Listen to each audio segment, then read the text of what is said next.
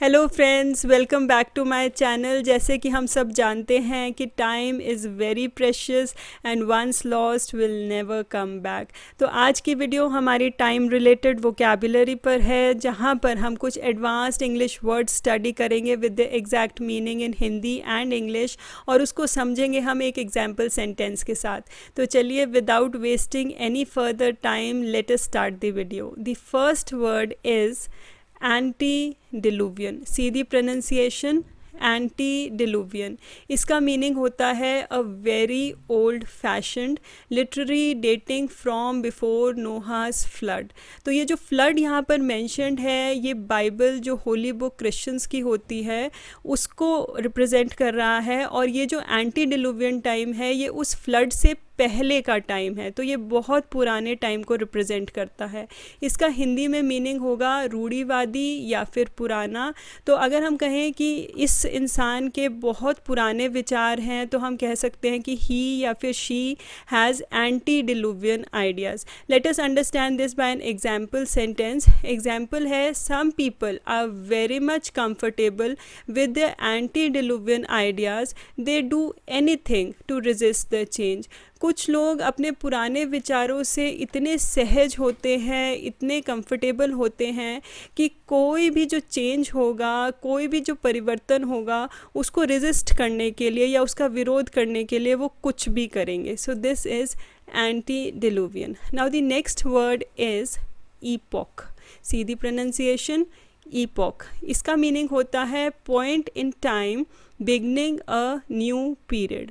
इसको हम हिंदी में बोलेंगे युग आरंभ। जब किसी नए युग का आरंभ होता है, शुरुआत होती है, उसको हम बोलते हैं ईपॉक। इसको हम एग्जाम्पल सेंटेंस से समझते हैं। The discovery of penicillin marked an epoch in medical history।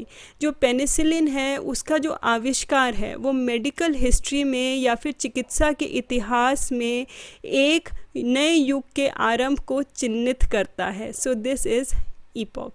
Now the next word in this vocabulary is synchronize। ये वर्ड आपने शायद सुना भी होगा। कोई भी चीज़ सिंक्रोनाइज करना मीन्स साथ साथ जब कोई चीज़ घटती है उसको हम बोलते हैं सिंक्रोनाइज करना। इसका जो एग्जैक्ट मीनिंग है इंग्लिश में, that is to time together, cause to coincide in time. इसको हम हिंदी में बोलेंगे समकालीन बनाना या फिर साथ साथ घटना। इसको हम एग्जाम्पल सेंटेंस से समझ लेते हैं। एग्जाम्पल सेंटेंस है, celebrations were synchronised to start simultaneously around the country. तो जो जितने भी समारोह थे पूरे देश भर में वो इकट्ठे समकालीन बनाए गए ताकि वो इकट्ठे शुरू हो सके। So this is synchronise. Now the next word in this vocabulary is retrospect. Retro word ये रिप्रेजेंट करता है पुराना टाइम, जब पिछला समय को रिप्रेजेंट करे कोई वर्ड, दैट इज़ रेट्रो। तो रेट्रोस्पेक्ट वर्ड उसी से ही निकला है, और इसका जो मीनिंग है that is looking back in time, और हिंदी में हम कहेंगे बीते हुए की याद। इसको एग्जाम्पल सेंटेंस से देख लेते हैं। इन retrospect childhood appeared happier। so this statement is very much true कि बीते हुए दिनों की अगर हम याद करें तो जो हमारा चाइल्डहुड था या फिर बचपन था वो ज़्यादा खुशहाल दिखाई देता था। so this is retrospect। now the next word is anachronism। एनाक्रोनिज़म ये वर्ड जो कोई अगर किसी ने शेक्सपियर के प्ले पढ़े होंगे तो ये वर्ड बहुत कॉमन है उसमें, that is anachronism. Anachronism means error in time placing person or event in wrong period. जब हम कोई इंसान को या कोई इवेंट को गलत समय में रख देते हैं उसको हम बोलते हैं एनाक्रोनिज़म।